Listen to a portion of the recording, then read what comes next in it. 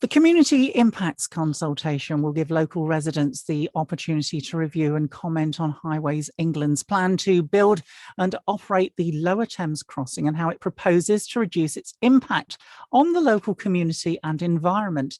Now, topics include changes to air quality and traffic, as well as the impact of the new crossing on the environment and landscape. And to discuss it right now, Stephen Metcalfe is the MP for South Basildon and East Thurrock. Stephen, we've spoken about this so many times on Gateway. What will this consultation offer residents in our particular area? Well, hi, Ros. Good to see you again.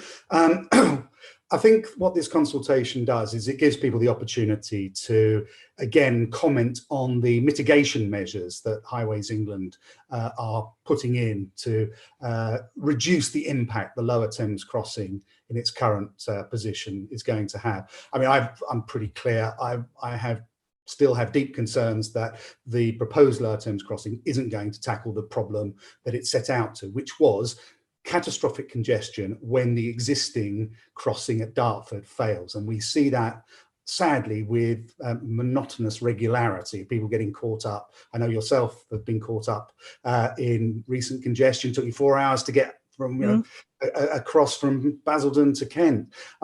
That's where the problem is, and that's where I believe the solution should have been delivered. However, it's not going to be. I think we have to be realistic. Highways England are pushing ahead with the route that they have chosen. And now it's up to all of us to make sure that we minimise the impact, both during construction, but also then after and during operation, which now I think will be in sort of 2028, 29.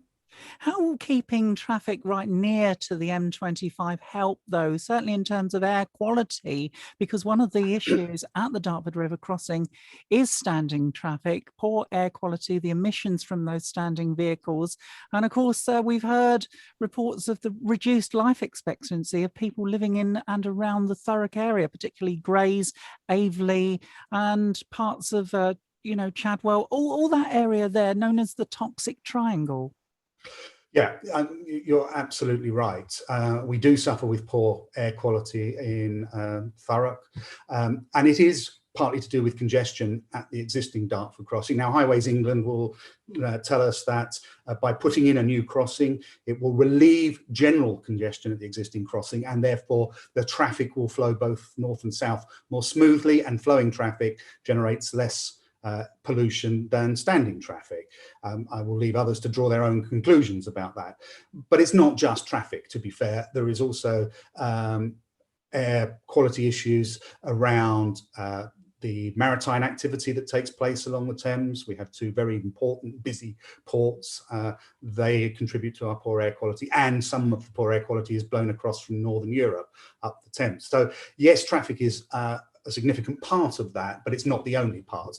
And of course, as we move towards more electric vehicles and more vehicles with alternative power sources, I hope that whatever happens, we will see an improvement in air quality. And part of that in the early stages can of course be planting of trees, planting of those of vegetation that will take out and improve some of the air quality. But I would be interested when we see the consultation launch. I think it's on Wednesday. I think it is on Wednesday. What other people think about that, because what this consultation will do is give a much more granular feel about the impact it will have on individual communities across the route.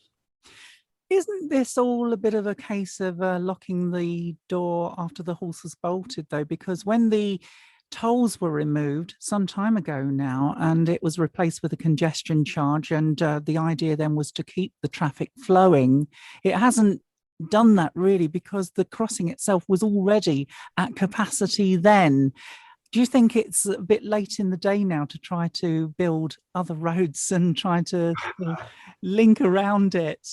I suppose you could always argue that, yes, of course, we should have done this years ago, and probably when we built the QE2 bridge and the two tunnels, we should have had the foresight then to put in additional capacity.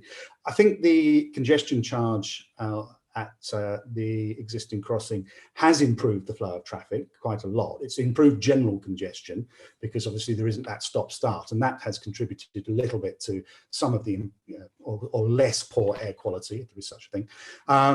But you're right, the bridge is, and the crossing is at capacity. It's over capacity a lot of its operating time. That's why there is a need for additional capacity. My point is that I think it should have been there. It's not going to be at the existing crossing. It's probably going to be where we see it now. Now we've got to make the best of it, and that means mitigating against the impact, working with Highways England to make sure that they are hearing local residents' views on this and addressing them where they can. And I hope when we see this consultation on Wednesday, we will see that they have incorporated views from the previous consultation. What are residents saying to you at the moment? We've had a pandemic. Things seem to have gone away from the Lower Thames Crossing for a while because we've been focusing on, staying well and staying safe. But obviously, air quality is an issue. The other options for the crossing were thrown out quite earlier on. I would have thought the option D, I think it was, would have been better down at Canvey Island, linking possibly the A130 to the A1228 on the Kent side, taking M25 traffic that didn't need to be on the M25 completely away from the motorway. And it would have improved the air quality because it would have taken, as I say, some of that standing traffic away. Yes, I agree. And that was a point that myself and others made at the time when option D was still on the table, was that crossing there could begin to form a part of, if you like, an outer orbital road around London, linking up some of those main roads that are away from the M25. But sadly, that wasn't taken up. They've gone with the option that they're consulting on. I think it is pretty clear that the route itself is not going to change. We've made these arguments in the past, and we've made them quite forcibly, but it is going to be, if assuming they go ahead with it, and there's still the hurdle of they've got to develop a business case that says this delivers value for money and achieves their aims, but assuming it does and this goes ahead, we've now got to work out how to live with it both during construction and afterwards. Now, we've seen a lot of construction work taking place on the A13. Indeed, across the weekend, we've just had yesterday the Orsett section between there and Stamford-le-Hope shut. People are having to find another route around because of the upgrading of that road. With a Thames Crossing, a new road will presumably come in somewhere at that point along the A13. Won't it need even further upgrading by Highways England to be able to cope with the extra capacity? So the Lower Thames Crossing will intersect with the A13 at the junction where the A13 joins with the A1089, which is I call the Port Road. At the moment, there'll be a junction there on the at the bottom of Baker Street.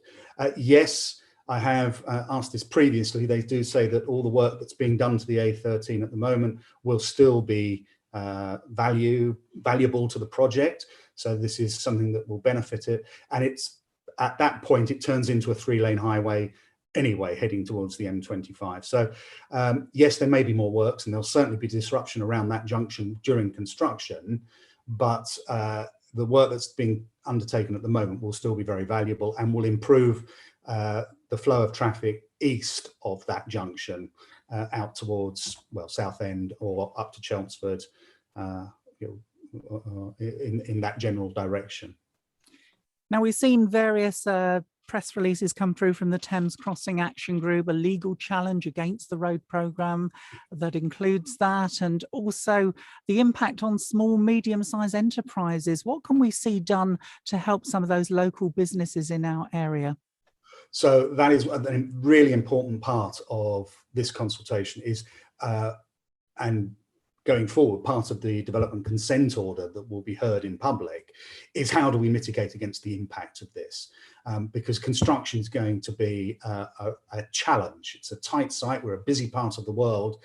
How do we make sure that businesses are not disadvantaged by construction? And I and colleagues will continue to push the Lower Thames Crossing team on that. And people who have concerns that their individual businesses will be affected need to voice those during this consultation period and say where they think the impact will be. But I'm sure myself and the council stand ready to help wherever we can when we understand the impact of this. But there is also opportunity for small and medium-sized businesses. The Lower Thames Crossing is very keen to engage a local supply chain to its primary contractors. And there is a link on the press release I sent out to you, but on the Highways England website about how people can get involved and put their business on a register of businesses locally to supply anything from PPE, personal protective equipment, communication services, catering, construction, vehicle hire, accommodation. There's all sorts of opportunities. So I would suggest anyone who thinks that they may have a service that they can offer to the Lower Thames Crossing team should register now. We might as well get something out of this locally. And we'll share that link from our Gateway website. Well, thank you very much for taking time out to speak to me today on Gateway 97.8. You're Stephen Metcalfe. You're the Conservative MP for South Basildon and East Thurrock. Thank you very much.